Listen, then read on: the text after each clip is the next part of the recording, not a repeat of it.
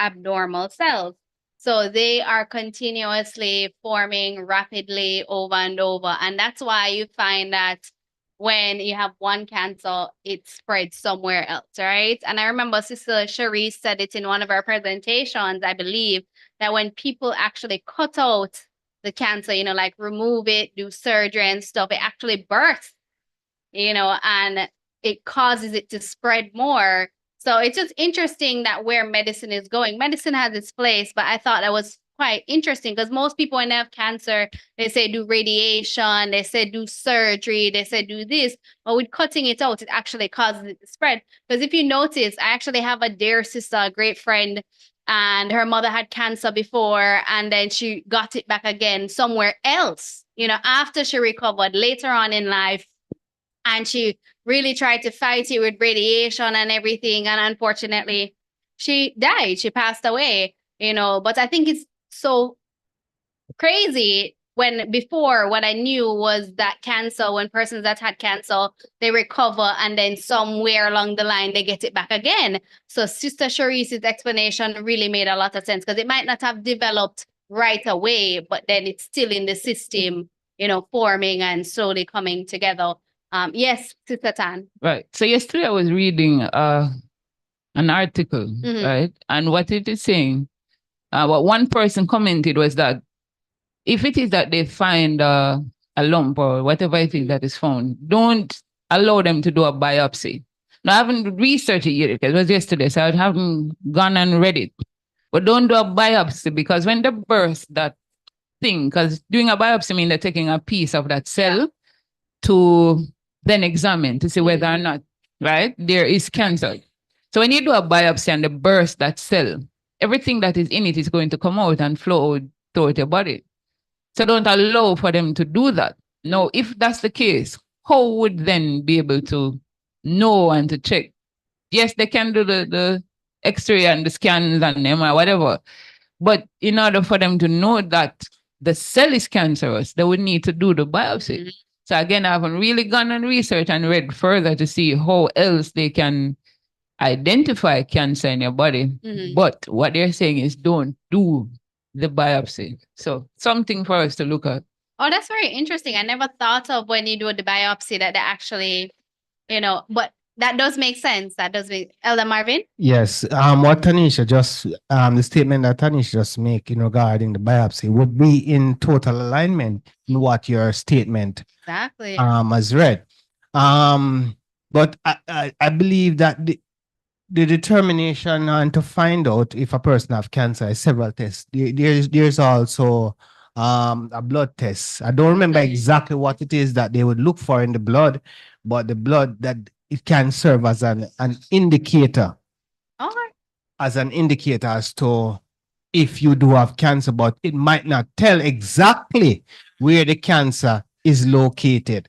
But if you have a lump that appears, a good or reasonable logical conclusion to draw would be the possibility of it being that lump.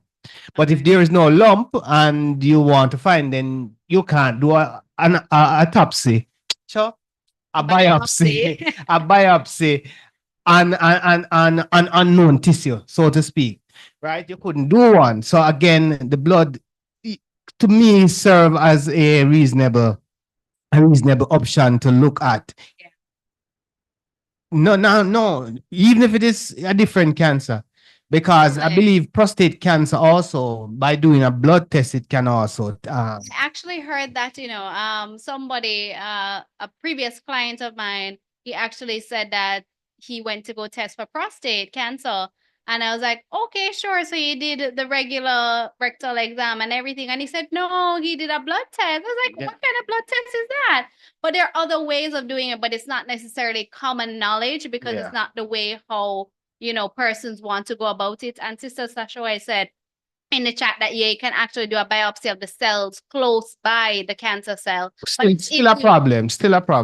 Because those cells around, if they have been already infected, right, and you cut it, you have leakages that is going to happen as a result. So same thing. But something that I have come to know as it relates to cancer is basic, it is very basic, and if we can understand the basic and apply it, then we would be in a better position to actually reverse cancer. Cancer, if you find out what cancer loves and strives on, we're gonna get into that. And what loves and strive on, and what cancer hates. If we can look at these two principles, what it loves what it hates, and what it hates, and apply these two principles, then you're on a very good footing. Definitely. We're gonna get in, Brother George. At least just have and apply. You have to start it, right? And I love that. We are gonna get into a few of the causes. We didn't get into a little bit what it hates, but I do believe that this cancer cell thing might be a little bit of a series because you know of the details of it, which I like. But a good differentiator how to see what cancer cells are. Cancer cells continually divide, and when you read down, it says that healthy cells, they stop dividing when they no longer need for more daughter cells. Cancer cells continue to produce copies. So healthy cells, they stop after a while. So that's a good differentiator. So causes of cancer cells, molds. Did anybody know? Some persons that were here know about molds, and I would have shared the story last time about my husband and I when we first got married. We never get cancer. However, our first apartment was a really tiny thing, you know, starting out, and we moved and we thought it was great, you know, in a little place. And then our dog started to get sick. And, you know, we're taking the dog to the vet and everything, you know, we never have children then. All right. So the dog was very important. We never have a child yet. Right. So the children is future. Right. And so not near future, sir. But yeah, so we took the dog to the vet. We're doing everything for the dog. The vet said, try this shampoo, change the dog to this special diet. I mean, the dog upon lamb and rice. I mean, the dog did fancy, right? So we're doing everything. We have no children yet. You know, the dog is there. So we're looking at it and everything. And it's not until my husband started to get sick, he started coughing and everything. And we're looking at it. And then one night we started to investigate the apartment and we see pure black mold. It was horrible to the part where we had to move out in the night and it was a whole thing. But the point to that is, you know, you just never know. And you need to really look at where you're living at because the mold can sneak up on you. You might think it's the common cold. You might think it's this. You might think it's that. But look out for the signs, because early signs too, because you don't want it to reach to a point where it gets too late and can form into cancer, right? So it says, do not rent or purchase home that is in any kind of low concavity. Watch out for homes in hollowed places. They tend to be damp, right? So a lot of persons were affected by the hurricane. You want to go and look and see where, especially with the roofing and stuff. But Mike, sir, Mr. Deacon, you know, the professional in construction, talk to us. Check. Yeah, I was just gonna say, once you have any form of leaks, like roof leaks or stuff like that, you definitely want to check that area after a few days for mold development. And there are many ways you can use to get rid of it, like bleach water and stuff like that. So. Yeah, man. Huh? Not bleach. No, that make it worse, sir. There's another thing. No. Vinegar. Bleach will make it grow. So that's not the one. That's not the one. All right. Yeah, it's like when you try to mix bleach with what is it? It's not vinegar. It's something. Yeah, bleach and vinegar. It causes a choking gas. I forgot the name of it, and it will actually knock you out. You know, don't do that. It happens to you regular. Okay, so my husband is saying that when he used to do a summer job, pool maintenance overseas, he was mixing some chemicals, you know, experimenting. Oh, there was a leak. I'm sorry. Yes. And in knockouts, you know. Oh my goodness. Yeah. So just continuing on mold. So be aware of that. All right. So Ministry of Healing, if we would have our homes the abiding place of health and happiness, we must place them above the miasma and fog of the lowlands. So this is very interesting because mold thrives on moisture. And when you think of country living, you think of having somewhere near a river and everything, which is good. You can, but you don't want it necessarily right, like you're facing the river, like directly. You want to be a little bit above. That's why it says not on the lowlands. You want to be a little bit elevated, right? Oh, someone.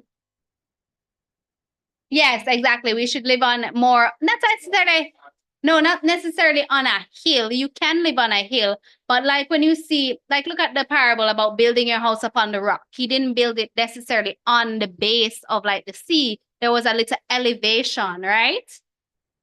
So you're not necessarily you can live in the hills, but if you're gonna live somewhere, you want to have a little elevation so that because the moisture, you don't want it to get trapped into as much into it. Because if you're directly in it, it's just gonna blow into your home and the moisture is gonna soak up into the other things. Sister Maria, I hope that answers your question. Because when you do a little bit more research on it, Ellen White does talk about this based on how you should live, and because having a water source is very important, not only for sustainability in terms of giving you water, but also for some persons use it as electricity as well. And you don't necessarily have to live where there's a river. You can have a well or other means of getting that there, but you don't want to live. Yeah, so you don't want to live too low where you're directly to it. All right. This can keep the purifying air from circulating through the home. So you don't want to have too much shading and stuff like that. So we'll touch on sunlight a little bit, but you want to have your homes open, essentially. Like this is a great concept. You have everything that is open, right? Well-drained ground. This is just a little bit of a recap. Continuous ill health, serious disease, and many deaths can result from dampness of low-lying and ill-drained situations, right? So sometimes it's not necessarily, yes, you're following the health laws and everything, but it's not necessarily just that. Where you live is very important, right? How you, what you do on a day-to-day basis is important because that's like with the parable, I go back to the parable of building your house upon the rock opposed to the sand. It was not only the foundation, but where you chose to live was very essential, I think, comes out right there, right? Are we following? Everybody's with us? All right. So going back to mold. All right. We look at plenty of sunlight. And sunlight helps with the killing of mold, all right? So you want to have sunlight in your home. And that's one thing I learned, and it's one of the health laws, very early, having your windows open. Ellen White talks about it. Is it in Council? But she talks about it, having your windows open, especially where you sleep. Because where you sleep, you're going to have dead skin cells, you're going to have sweat, the time is hot, changing of your sheets, having not only for the sunlight, but for the breeze as well, having that circulation, that fresh air. Because isn't it interesting, especially with COVID, a lot of people, they stayed home, they lock up their place, they're afraid of everything, I knew somebody and she was afraid to open her windows because she don't like her neighbors, she don't like this, and that causes a lot of dirt and everything, especially if you're not properly cleaning your home continuously to have these kind of issues. Yes, Elder Mark. I know you're on the topic of mold. Yes. But in the discussion on what you have communicated thus far, if we're expanding our thought processes, you have somewhat hinted on, and the concept is basically cancer, but you start out with mold. And here you have highlighted that mold doesn't like sunlight. Yeah, we could look at it. Yes, you have made mention of it, right? Touch on that. And you spoke of you need here. Hair, yes. And the fact that, so the place should be well air out. Like hair, yes. So here, what do we need here for? Here. Air. Air, not hair. What do we need air for? Well, air is very important for our As human beings. Not my hair, George. Not the hair, the air. The air. Okay, so air is good. Air is not only good. Air is primarily for oxygen. It's for oxygen. So here you have it again. For cancer, it doesn't like sunlight And it doesn't like oxygen. Yeah. So here, if you want to get rid of mold, as speaking of mold, as a secondary subtopic of cancer, it's the same thing that applies to cancer. It doesn't like sunlight and it doesn't like oxygen. Yeah.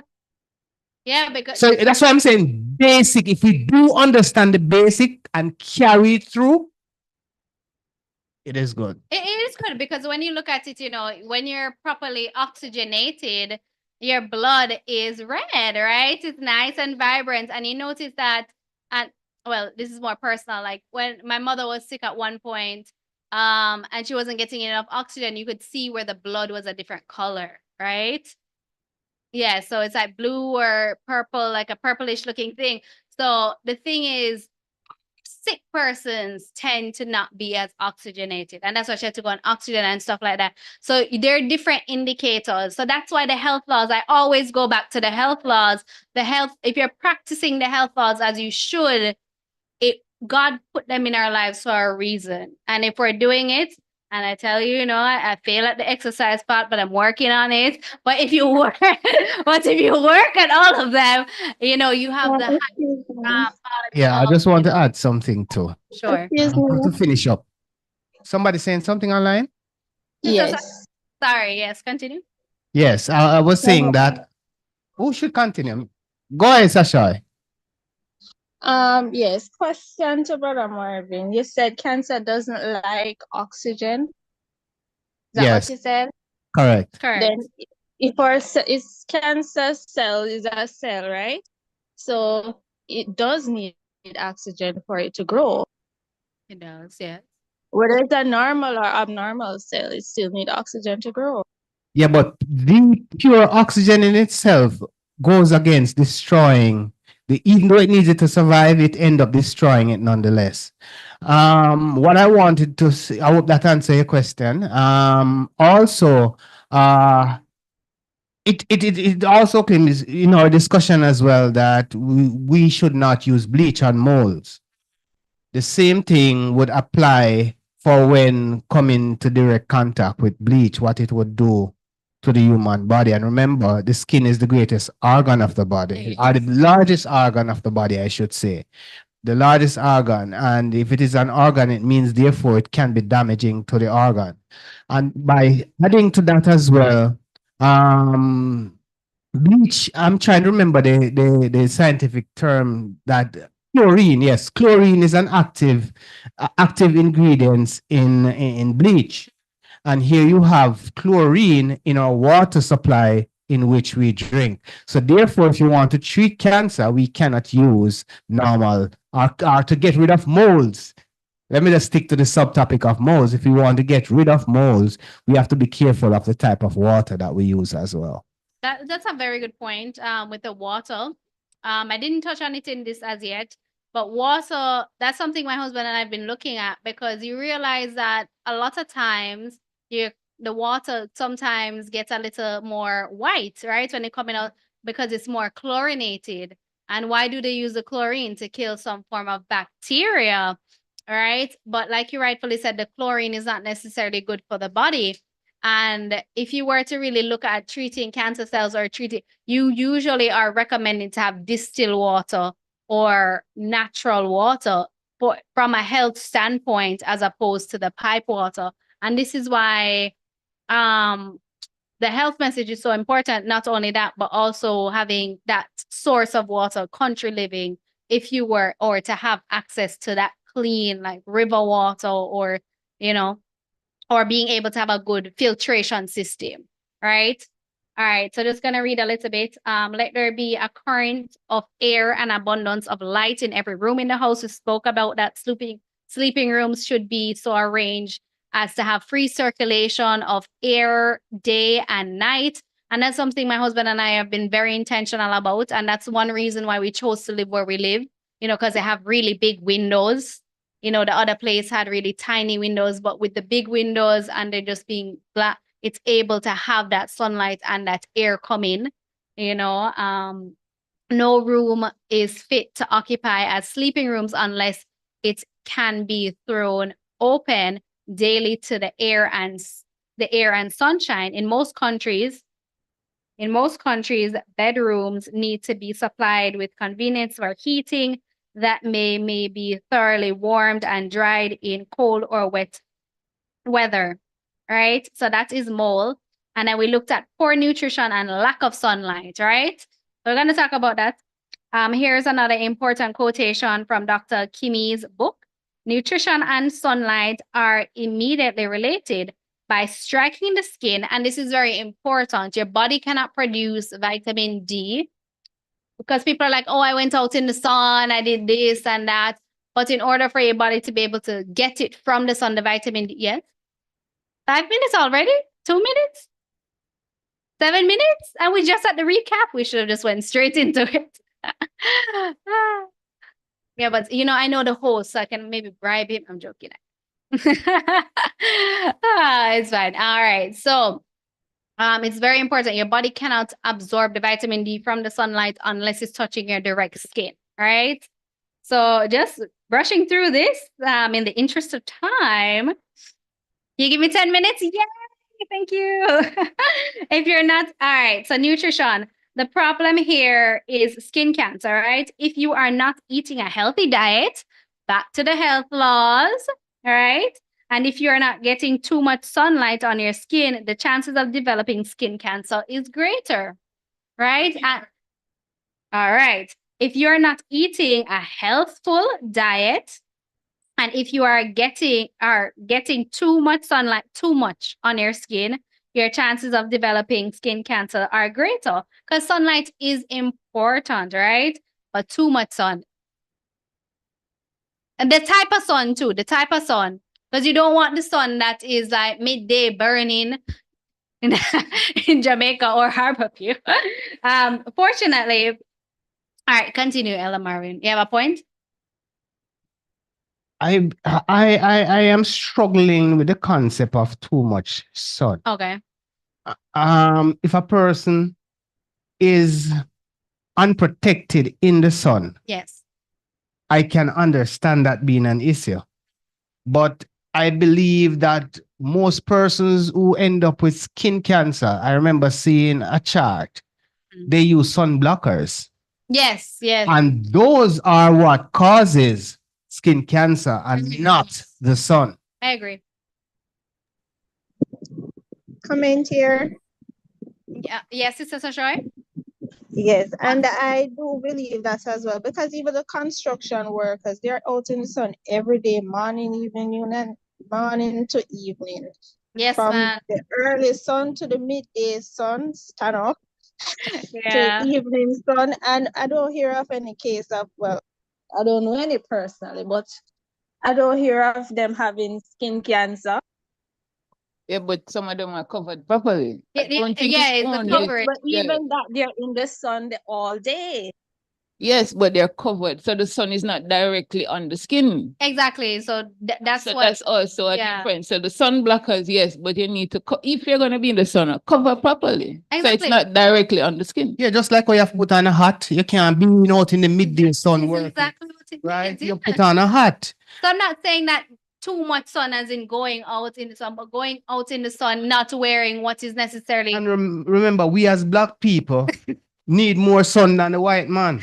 Because our skin, yes, it's true. It's true. Our skin allows us to withstand greater sunlight. So it serves as an insulator to us. Yes, it is very true. Because if you notice, so they need very little. White people have a lighter Complexion, yes. Right? Caucasian. Caucasian, they need far less sun than And they burn we very do. easily. Right. So Very they easily. have to get So that's also limited a stuff. factor as well. And if they have to be exposed to greater sunlight, they just need to be properly covered. Exactly. So it just depends on And capacity to sunlight as well. also, I can give an example of two of my, well, one is a cousin and one is a friend. A friend, his wife, he said that she couldn't have any children. She came here in Jamaica, and because we went to Dunn's River and was all over the place and in the sun, oh, she conceived. Yeah. And vitamin D is very important. Yes, man. Right. And also, my cousin now, his wife had cancer, and she was said not to be able to have any children again. And here the same thing happened, and she was able to have another child. Very important. Sadly to say, she passed on a few weeks ago. So sorry about that. But coming to you, Sister Ray. But also it's funny though, because when it was COVID time, my husband and I really did some research, and they actually said that having vitamin D, like whether supplementing or anything, would be very good to help with your immune system. And you notice that a lot of sick people, and also with my mother, like when you're sick, you tend to want to go out in the sunlight because it helps with just your energy and your immune system and everything. So sunlight has its part to play. Yes, Sister Ray, as my last point as we move along. Yeah, Sister and then we move along. Sorry, Sister Ray, continue. Yeah, what you just mentioned a while ago is very interesting, because many people think that when you're sick, you need to load up on vitamin C, but vitamin D when you're sick is much, much better for like increasing your immune system and getting you back to normal. And vitamin C is more preventative than it is curative. But I think you posted something on your status some time ago that was talking about vitamin D, and it was saying that most people with skin cancer, most of them are actually vitamin D deficient. I think I would love to see some more research in the area, but I think that's really interesting how we have like dress reform and the thing about covering your skin. So is it a case where you can be in the sun all day, like you said, all the people that are on construction sites, but their arms are covered, they have a hat on, their pants are on, and they're healthy, they're fine, you know? So I think that's very interesting, the concept that we have about sun and too much sun, and even like sunblock, and people say sunblock causes more cancer. So it's really interesting how what God like told us from the start before all these papers and stuff makes the most sense. Okay, yeah, definitely. I love that. And thank you for reminding me of that, because actually a great statistics is that people that live in the tropical area, majority of persons in well, let's go to Jamaica. A lot of persons have vitamin D deficiency, even though we live in the tropics. You know, my mother was vitamin D deficient, and it's not that you are not in the sun, but you're not properly absorbing it, right? Yes, and Sister Sashoy added types of lotions that are used and stuff like that. So there are different layers that add the barrier from helping you to absorb it properly. But we can definitely look at that. So we can do some more research on that. Great point. Sister Tana, I have 4 minutes. Please make your point short. It's short. Thank you. We're still in the summer. In July, I went to a camp, right? Yeah. Now it's an all-day camp from 8 to 3.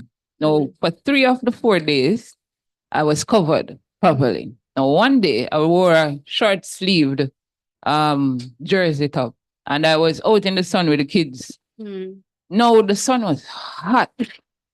Now, when you're in it, you don't feel it as much. Yeah. Right? Because being from morning straight through to the afternoon, you're not going to feel when it changed. But I can tell you that I got sunburned. And my skin stripped after my skin started stripping after a couple of weeks. No, I didn't really notice. Well, I felt the pain. So when you touch the area, it was hot and very sensitive. No, saying that, for the persons who are construction workers who are in the sun all day, they're covered from morning until night or evening. If you are not properly covered, that is when the problem starts or comes in. So you can be in the sun all day, Brother Marvin, but you have to be properly covered. And that one day, teach me says cover up. Okay. It's the construction workers. They have to be drinking a lot. A lot. Because They have to they're stay constantly hydrated, yeah. perspiring, right?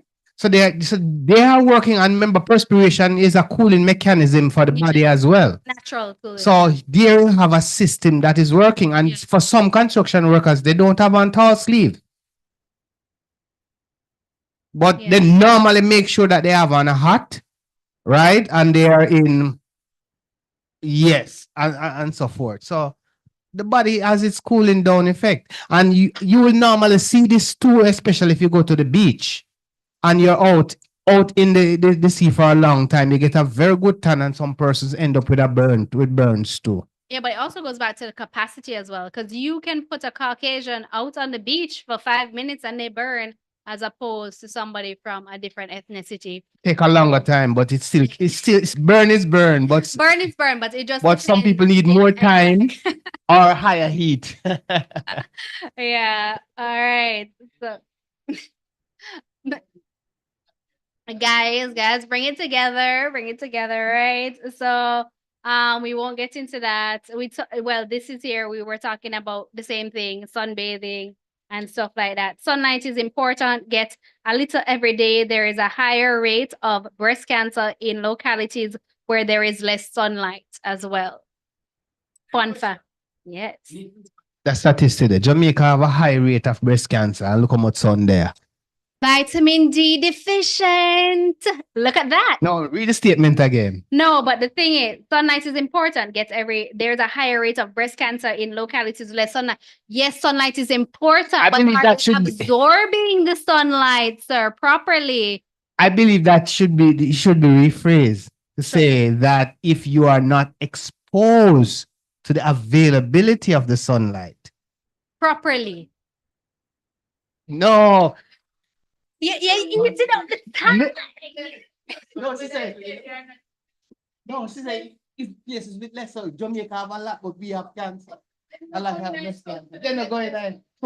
But then the sunlight doesn't. Okay, so they might not go in it, or if they go in it, they don't go in it properly to be able to absorb it, and you.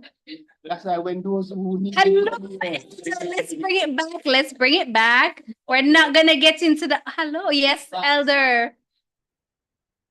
Mike, please, Elder. We're not gonna get into the next two topics, unfortunately. Yeah. Additionally, if you go in the sun and you have like any films on your skin, it prevents the reaction that's supposed to happen. Yes, we spoke about the different lotions, the sunblocks and stuff like that. So that's why we have to be mindful of what we put on our skin as well. And also the type of soap that we use, because some soaps actually leave scum on your skin as well, right? So I wanted to get into anxiety and stress as a cause of cancer. Deacon, how much time do I have? 2 minutes to pray. So I can't get into this, is what you're saying. But 2 minutes is a long time. I can pray in half a minute. Okay, I have 2 minutes. All right. Can I have a reader for this?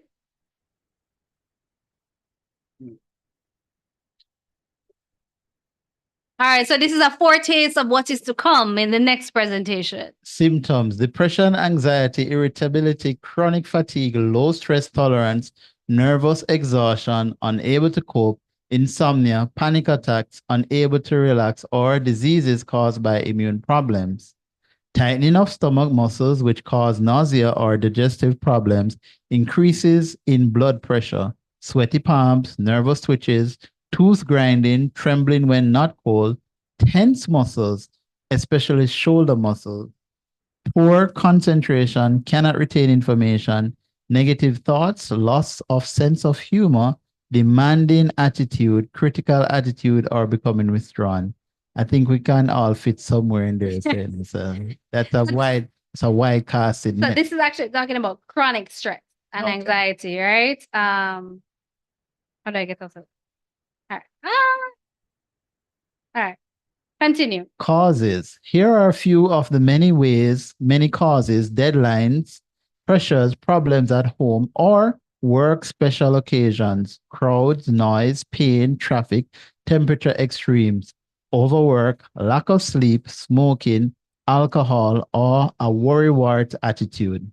Researchers estimate that stress is significant in 80% of all major illnesses, including cancer, back problems, endocrine, cardiovascular, skin, and infectious diseases. The adrenals especially suffer from stress. This results in a lowering of the immune system's ability to protect you from infection and cancer. It also disrupts the function of your entire endocrine system. Just one more. Everyone experiences stress from time to time, but frequent stress is more serious, and long-term stress wears out the body. Some people can handle stress better than others. Some individuals work in the emergency room at the hospital and thoroughly enjoy the excitement and challenge of every new crisis which comes along. Others burn out and have to transfer out within a year. All right. So, could we just talk about the treatment? No treatment? All right, temperance, guys. So this is a foretaste of what is to come the next time. Wait, if I don't have time to read the slide, there's no comment. I'm joking. Okay, all right. So we're wrapping it up.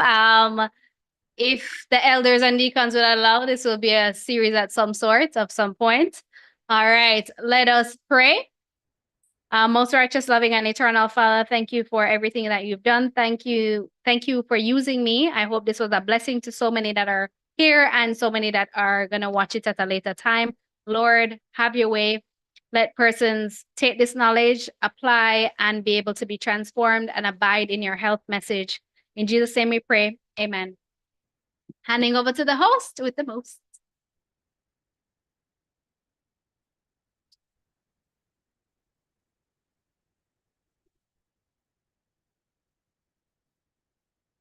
All righty. Thank you so much, Sister Allen, for blessing us with that health focus. I'm sure we all learned something, and it was a very interactive session. And I'm just grateful to be able to sit and just to learn. And it's just for us to really go and apply the information now so the transformation can take place in our lives. So at this point, we're going to have a quick 10-minute break, and then we will resume. Alrighty?